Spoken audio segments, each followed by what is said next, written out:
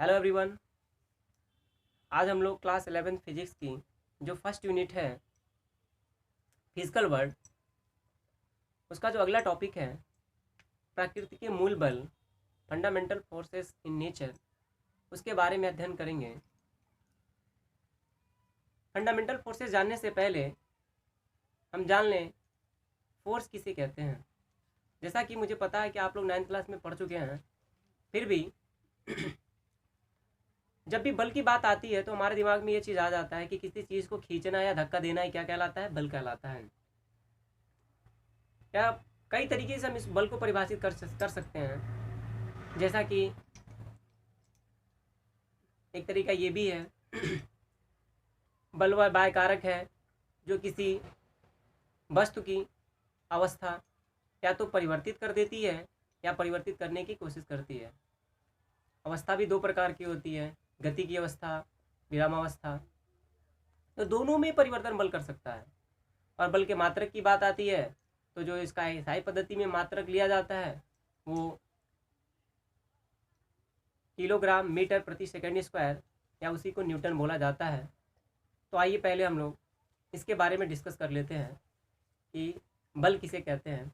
आइए इसे देखते हैं। जैसा कि हमने लिखा है बल वह बाह्य कारक है जो किसी पिंड की अवस्था परिवर्तित कर देता है या परिवर्तित करने का प्रयास करता है।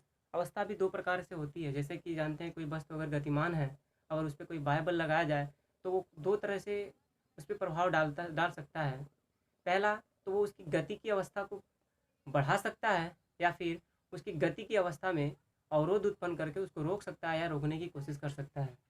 अगर हम इसके मात्रक की बात करें तो जो एमकेस पद्धति में जो इसका मात्रक होता है किलोग्राम मीटर प्रति सेकंड स्क्वायर और उसको हम न्यूटन बोलते हैं। और जो सीजीएस पद्धति में जो इसका मात्रक होता है वो ग्राम सेंटीमीटर प्रति सेकंड स्क्वायर होता है और इसको हम डाइन में बोलते हैं। अगर हम न्यूटन और डाइन में रिलेशन देखें तो 1 न्यूटन 10⁵ डाइन के बराबर होता है। यानी जो बल का जो बड़ा मात्रक है वो न्यूटन है और जो छोटा मात्रक है वो क्या है, डाइन है। अब हम फंडामेंटल फोर्सेस की बात करें तो प्रकृति में पाए जाने वाले बल मुख्यतः चार प्रकार के होते हैं। जिसमें जो पहला क्या है, गुरुत्वाकर्षण बल है जिसको हम ग्रेविटेशनल फोर्स भी बोलते हैं। दूसरा क्या है, वैद्युत चुंबकीय बल जिसको इलेक्ट्रोमैग्नेटिक फोर्स भी बोलते हैं। तीसरा है प्रबल नाभिकीय बल जिसको हम स्ट्रॉन्ग न्यूक्लियर फोर्स बोलते हैं। और जो चौथा है दुर्बल नाभिकीय बल, वीक न्यूक्लियर फोर्स कहते हैं। तो अब आइए इनको एक एक करके हम डिटेल में पढ़ लें और इनकी प्रॉपर्टी क्या है उसके बारे में सब हम एक एक करके डिटेल में पढ़ेंगे।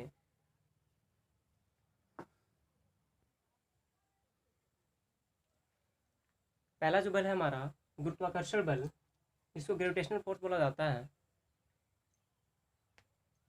इसको न्यूटन ने बताया, सबसे पहले न्यूटन ने ये बताया कि ब्रह्मांड में किन्हीं दो पिंडों के बीच लगने वाला यह एक आकर्षण बल है जो जिसका परिमाण दोनों पिंडों के द्रव्यमान के समानुपाती तथा दोनों पिंडों के बीच की दूरी के वर्ग के व्युत्क्रमानुपाती होता है।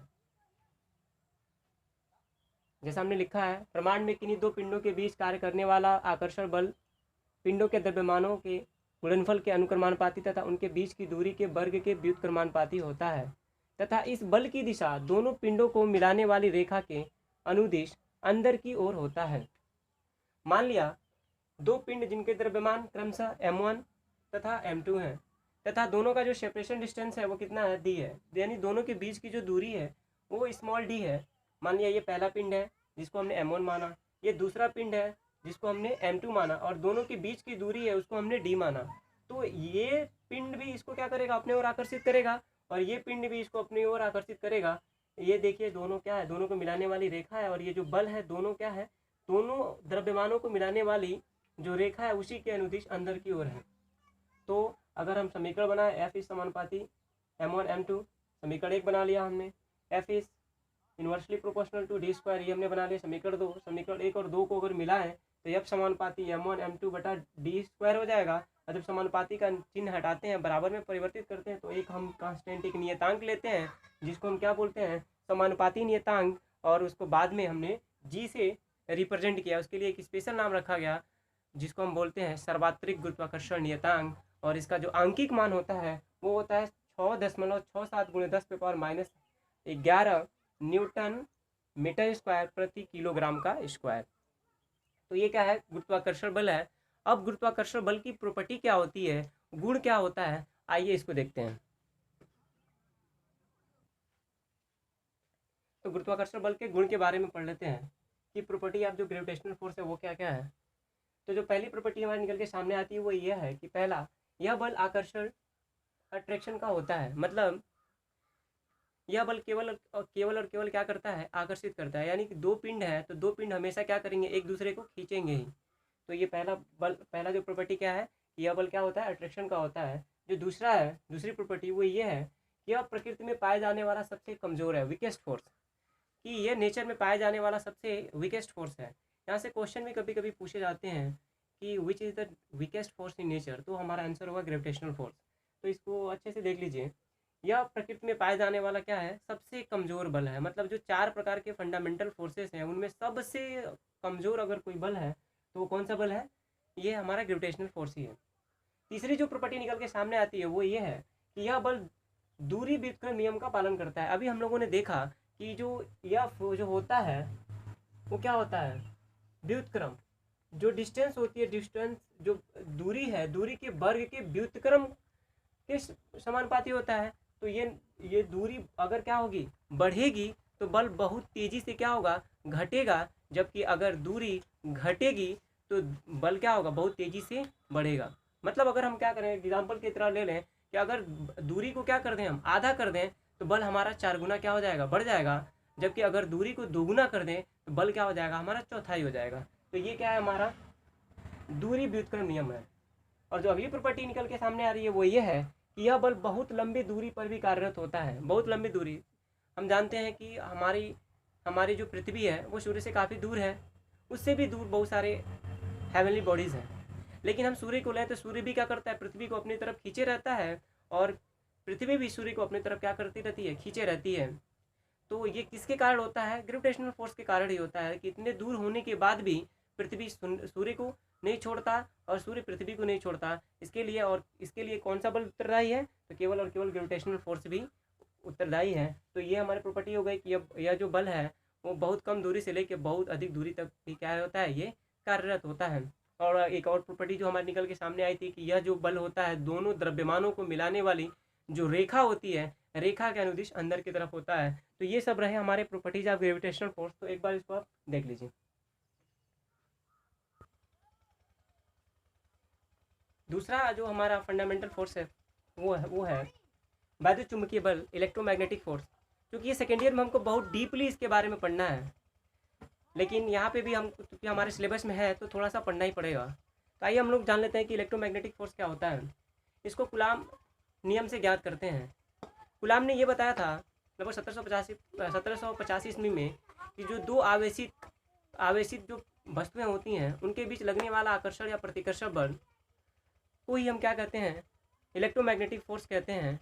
और यह बल भी कुछ ऐसी प्रॉपर्टी रखता है जैसा कि गुरुत्वाकर्षण बल। तो आइए इसके बारे में हम लोग जान लेते हैं।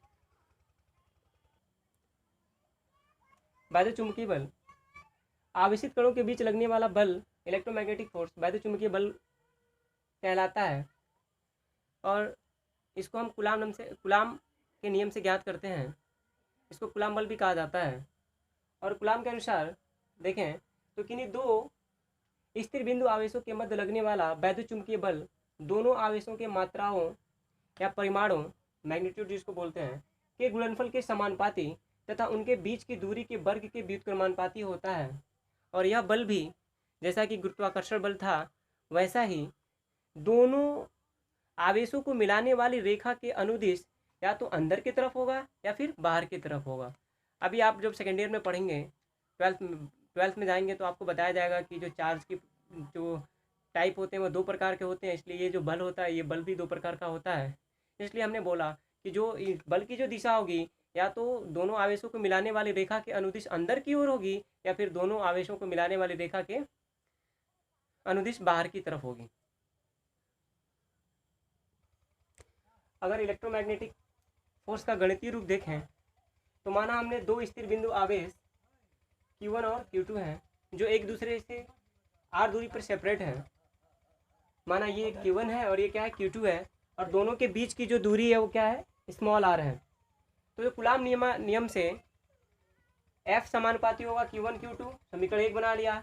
F व्युत्क्रमानुपाती होगा r², समीकरण 2 बना लिया। और दोनों को अगर हम मिलाएं एक समीकरण और 1 और 2 से देखें तो यह क्या हो जाएगा, यह समानुपाती Q1 Q2 बटे r²। जब समानुपाती का चिन्ह बराबर में परिवर्तित करेंगे तो ये किसके बराबर होगा, कि Q1 Q2 बटे r², जहाँ पे k को हम क्या बोलते हैं, समानुपाती नियतांक, और समानुपाती नियतांक बोलते हैं। और जो k की जो वैल्यू होती है वो 1/4 पाई एप्सिलॉन नॉट के बराबर होती है। 4 और पाई से तो आप लोग परिचित हैं। एक यहाँ पे एक एप्सिलॉन नॉट यानी एप्सिलॉन 0 है, यह एक अलग से कांस्टेंट है, और जो कि निर्वात की वैद्युतशीलता, एयर वायु या निर्वात की वैद्युतशीलता कहा जाता है। ये हमको सेकेंड ईयर में बहुत अच्छे से डिटेल में पढ़ना है। इसकी वैल्यू होती है 8.85 × 10⁻12। और पूरी की अगर वैल्यू की बात करें तो ये होता है जो k की वैल्यू है, जो कांस्टेंट हमने समानुपाती नियतांक यूज़ किया है, इसकी वैल्यू होती है 9 × 10⁹ न्यूटन मीटर स्क्वायर प्रति कूलाम का स्क्वायर। तो ये क्या रहा, ये गणितीय रूप रहा वैद्युत चुम्बकीय बल का। आइए हम लोग वैद्युत चुम्बकीय बल की जो प्रॉपर्टी है उसके प्रॉपर्टी के बारे में हम कुछ चर्चा कर लेते हैं। वैद्युत चुम्बकीय बल की प्रॉपर्टीज की बात करें तो जो पहली प्रॉपर्टी निकल के आती है वो ये है कि यह बल आकर्षण तथा प्रतिकर्षण दोनों का होता है। मतलब अभी हम लोगों ने देखा कि गुरुत्वाकर्षण बल है केवल और केवल वो अट्रैक्शन फोर्स था, लेकिन जो ये इलेक्ट्रोमैग्नेटिक फोर्स होगा वो आपका अट्रैक्शन भी होगा और रिपल्शन भी होगा, क्योंकि द्रव्यमान की नेचर एक ही तरह की होती है, इसलिए वो केवल एक प्रकार का होता है। जबकि आवेश की जो नेचर है वो दो प्रकार की होगी, पॉजिटिव होगा, नेगेटिव होगा। तो जब पॉजिटिव आएगा या नेगेटिव आएगा तो एक दूसरे को दूर करने की कोशिश करेगा, जिसको हम रिपल्सन बोलेंगे। जबकि एक पॉजिटिव और दूसरा नेगेटिव है, पहला नेगेटिव दूसरा पॉजिटिव होगा, तो दोनों एक दूसरे को आकर्षित करेंगे, जिसको हम अट्रैक्शन बोलेंगे। तो पहली प्रॉपर्टी हमारी होगी कि जो हमारा इलेक्ट्रोमैग्नेटिक फोर्स होगा वो क्या होगा, हमारा आकर्षण और प्रतिकर्षण दोनों का होता है, मतलब दोनों का गुण उसमें होता है। और जो दूसरी प्रॉपर्टी निकल के आती है वो ये है कि यह बल दोनों आवेशों को मिलाने वाली रेखा के अनुदिश होता है। जैसा कि हम लोगों ने देखा कि वहाँ पे भी जो गुरुत्वाकर्षण बल था वो भी क्या था, दोनों द्रव्यमानों को मिलाने वाली रेखा के अनुदिश था।